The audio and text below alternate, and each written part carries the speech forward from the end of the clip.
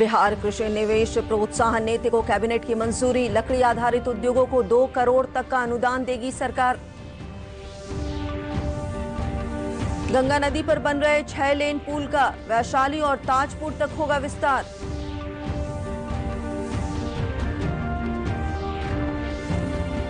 केंद्र के प्रयासों से कोरोना मरीजों के स्वस्थ होने की दर लगातार बढ़ रही है।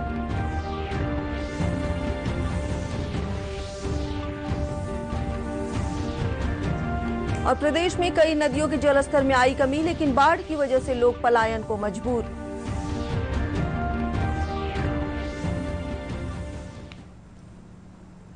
नमस्कार, मैं स्वस्तिका और अब समाचार विस्तार से। प्रदेश में लकड़ी आधारित उद्योगों को बढ़ावा देने के लिए बिहार काष्ठ आधारित उद्योग प्रोत्साहन नीति 2020 को कैबिनेट ने मंजूरी दे दी है। इसके तहत लकड़ी के नए उद्योग लगाने पर 1 करोड़ 75 लाख तक का पूंजीगत अनुदान दिया जाएगा। मुख्यमंत्री नीतीश कुमार की अध्यक्षता में वीडियो कॉन्फ्रेंस से हुई कैबिनेट की बैठक में 49 एजेंडों को मंजूरी दी गई। राज्य में कृषि आधारित उद्योग लगाने अब और भी आसान हो जाएंगे। इसके लिए बिहार कृषि निवेश प्रोत्साहन नीति को भी मंजूरी दे दी गई है।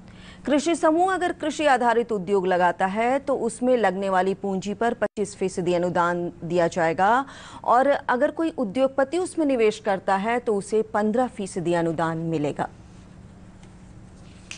गंगा नदी पर बन रहे कच्ची दरगाह विदुपुर के 6 लेन पुल के पथ का विस्तार वैशाली और ताजपुर तक होगा। इसको लेकर मुख्यमंत्री नीतीश कुमार ने पदाधिकारियों को निर्देश दिया है कि उत्तरी छोर से इस पथ को वैशाली और पूर्व की ओर से ताजपुर तक जोड़ा जाए। मुख्यमंत्री ने मंगलवार को कच्ची दरगाह विदुपुर पुल का निरीक्षण किया। गंगा पर बनने वाला बिहार का ये पहला पुल है जो 6 लेन का होगा।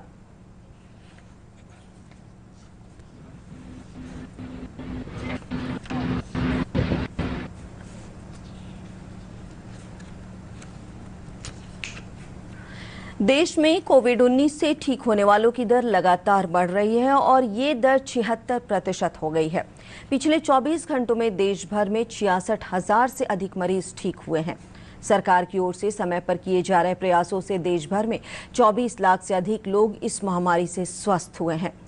स्वास्थ्य सचिव राजेश भूषण ने संवाददाता सम्मेलन में बताया कि गृह मंत्रालय की ओर से अनलॉक 3 के संबंध में जारी दिशा निर्देशों के अनुसार आवश्यक कदम उठाए जा रहे हैं। डीडी न्यूज से सर, आने वाले दिनों में स्कूल ओपन होंगे, खासतौर पे छोटे बच्चों का, तो 10 साल से कम उम्र के बच्चों के लिए मास्क को लेकर क्या कोई नई गाइडलाइन आएगी या फिर क्या कुछ व्यवस्था होगा?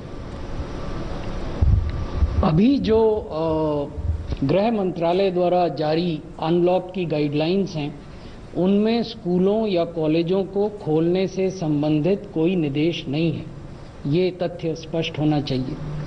दूसरी जो महत्वपूर्ण बात है वो ये कि स्वास्थ्य मंत्रालय विभिन्न गतिविधियों को जब जब वो खोली जाती हैं, जैसे निर्णय एक हुआ था कि आप मॉल्स को खोलेंगे या जिम्स को खोल सकते हैं या इकोनॉमी के अन्य गतिविधियों को खोल सकते हैं, तो ऐसी प्रत्येक गतिविधि के लिए स्वास्थ्य मंत्रालय द्वारा एक एसओपी बनाया जाता है। तो इसी प्रकार का एसओपी जब भी कभी शैक्षणिक संस्थाओं को खोलने का निर्णय होता है तो वो एसओपी फिर प्रभाव में आएगा और उसको इम्प्लीमेंट किया जाना होगा। बिहार में पिछले 24 घंटों में कोरोना के 1444 नए मामले सामने आए हैं। स्वास्थ्य विभाग के सचिव लोकेश कुमार ने वीडियो कॉन्फ्रेंसिंग के माध्यम से बताया कि अब कोरोना से ठीक होने वालों की दर बढ़कर 83.74% हो गई है। उन्होंने बताया कि पिछले 24 घंटों में 3069 लोग कोरोना से ठीक हुए हैं, जबकि वर्तमान में सक्रिय मरीजों की संख्या 19,651 है। पिछले 24 घंटे में कोविड-19 से 3,169 लोग ठीक हुए हैं और कुल ठीक होने वाले व्यक्तियों की संख्या हो गई है 1,04,531 और बिहार में जो रिकवरी का रेट है वो अब बढ़कर हो गया है 83.74%, 83.74%। बात करते हैं बाढ़ की। प्रदेश में बाढ़ की स्थिति में आंशिक सुधार हुआ है, हालांकि प्रभावित जनसंख्या में कमी नहीं आई है। अभी भी 16 जिलों के 130 प्रखंडों की 1333 पंचायतें बाढ़ का सामना कर रही है। इन जिलों में कुल 83 लाख से अधिक आबादी प्रभावित है। कटिहार में लगातार हो रही बारिश से बाढ़ की समस्या गंभीर होती जा रही है। कई निचले इलाकों में गंगा और बरंडी नदी का पानी भर गया है। इसकी वजह से लोग पलायन करने को मजबूर हैं। सैकड़ों एकड़ में लगी फसल पानी में डूब गई है। लोगों को जहां अपना भोजन पानी जुटाने के लिए मशक्कत करनी पड़ रही है, वहीं मवेशियों को भी चारा नहीं मिल पा रहा है। इस संबंध में जिलाधिकारी कंवल तनूज ने बताया कि बाढ़ प्रभावित इलाकों में राहत बचाव कार्य चलाया जा रहा है।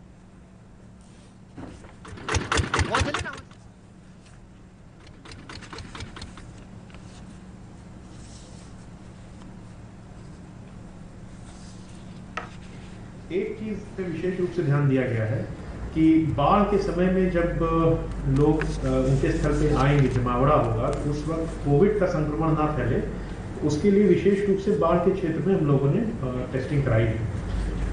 गंगा जी के क्षेत्र में 9,270 की टेस्टिंग हो चुकी है और महानंदा में 9,140 की टेस्टिंग हो चुकी है। कुल 18,410 लोगों की टेस्टिंग हम लोग दोनों बेसिस में करा चुके हैं।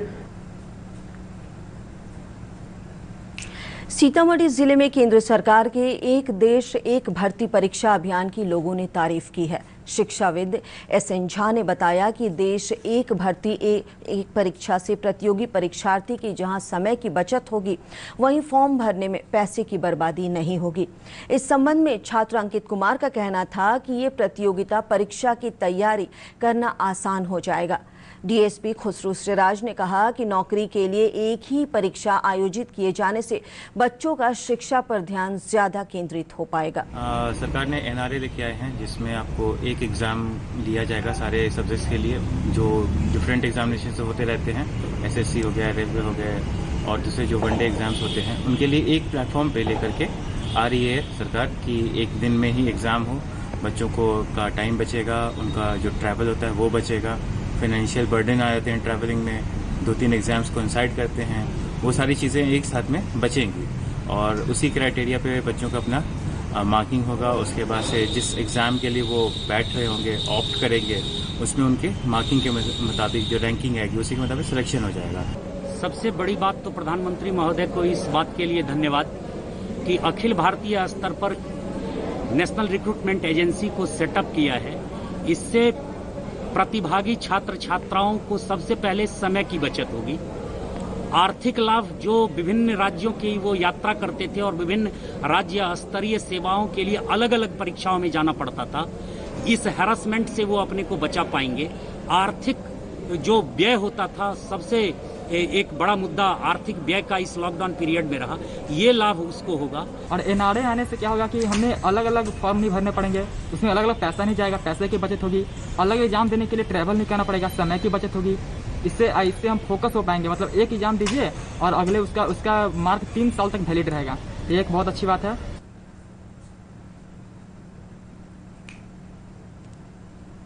इधर पटना में भी छात्रों के साथ शिक्षकों ने इस अभियान की तारीफ करते हुए कहा है कि प्रतियोगिता परीक्षा की तैयारी करना अब और आसान हो जाएगा।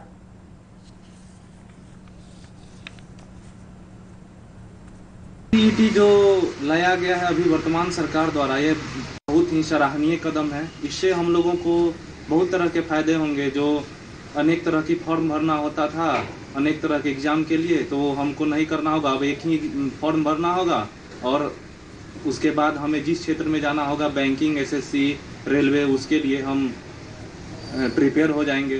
पहले पैसे भी बहुत खर्च होते थे और स्टूडेंट को एक जगह से दूसरी जगह भी एग्ज़ाम देने के लिए जाना पड़ता था, जिससे खर्च भी बढ़ते थे और फॉर्म भरने में भी खर्च बढ़ते थे। लेकिन ये CET आने के बाद खर्च में भी बचत होगी स्टूडेंट को और एक जगह से दूसरी जगह भागना भी नहीं पड़ेगा।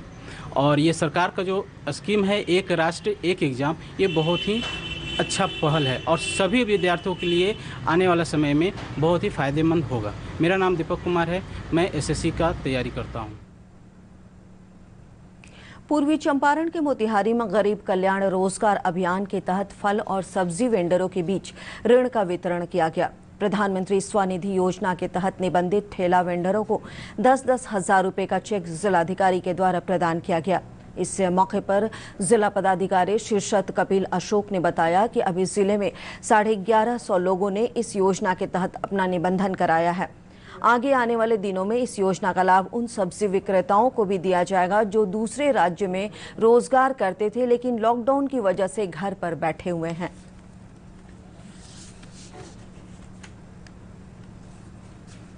बिहार सरकार और केंद्र सरकार के द्वारा जो है स्ट्रीट वेंडिंग कमेटी के मार्फत जो ठेला वेंडर से फल सब्जी बेचते हैं उनके लिए प्रधानमंत्री आत्मनिर्भर स्ट्रीट वेंडर्स निधि योजना जो है, जिसके तहत हम 10,000 रुपये का बिहार राज्य सहकारिता बैंक के द्वारा लोन देते हैं। उसमें से 7% बैकएंड सब्सिडी है। तो अभी 50 जो मोतिहारी शहर के स्ट्रीट वेंडर्स हैं उनका चयन किया गया था। लगभग 200 के करीब यहाँ पे हम रजिस्ट्रेशन करने का संकल्प है। बेसिकली यहाँ पे उद्देश्य इसका यही है कि इन लोगों को जो है रोजगार के प्रति जागरूक करना। और अब 3 मिनट में 10 खबरें।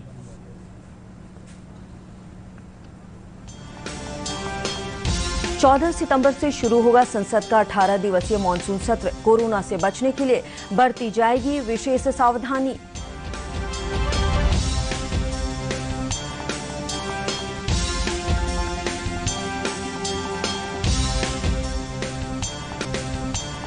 मुख्यमंत्री नीतीश कुमार 6 सितंबर को करेंगे पहली वर्चुअल रैली। इस रैली से जदयू बिहार विधानसभा चुनाव की करेगी शुरुआत।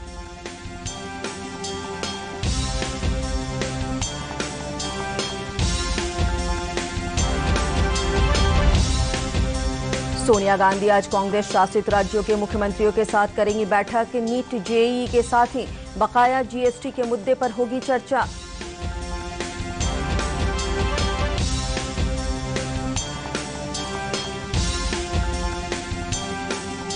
पुलवामा आतंकी हमले में जैश सरगना मसूद अजहर का हाथ। राष्ट्रीय जांच एजेंसी ने कोर्ट में अजहर समेत 19 लोगों के खिलाफ आरोप पत्र दाखिल किया।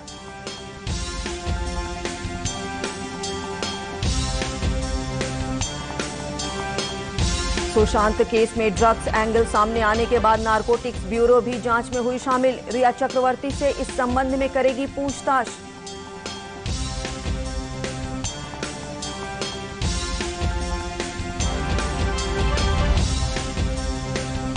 कोरोना वायरस महामारी की वजह से कई महीनों से बंद रही माता वैष्णो देवी यात्रा आज से शुरू हो गई है।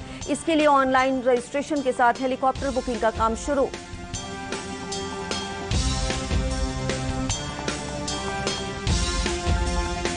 पीएमसीएच में आज से गंभीर रूप से पीड़ित कोरोना संक्रमितों का इलाज प्लाज्मा थेरेपी से किया जाएगा। ये फैसला प्रमंडलीय आयुक्त संजय कुमार अग्रवाल की अध्यक्षता में लिया गया।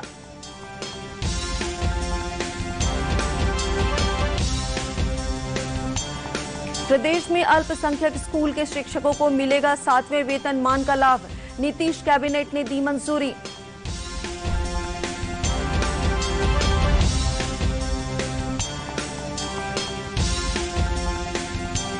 अश्वेत व्यक्ति पर फायरिंग से फिर सुलगा अमेरिका। आक्रोशित लोगों ने विभिन्न शहरों में किया प्रदर्शन।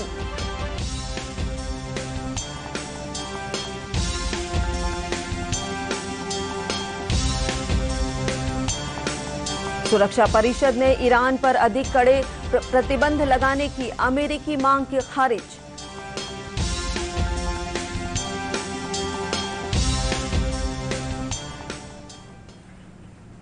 और अंत में मुख्य समाचार एक बार फिर।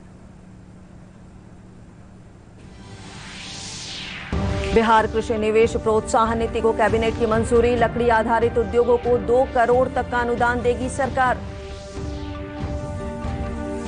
गंगा नदी पर बन रहे 6 लेन पुल का वैशाली और ताजपुर तक होगा विस्तार।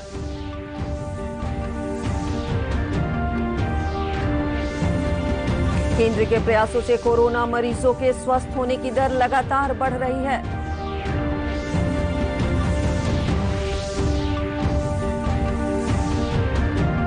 और प्रदेश में कई नदियों के जलस्तर में आई कमी, लेकिन बाढ़ की वजह से लोग पलायन को मजबूर।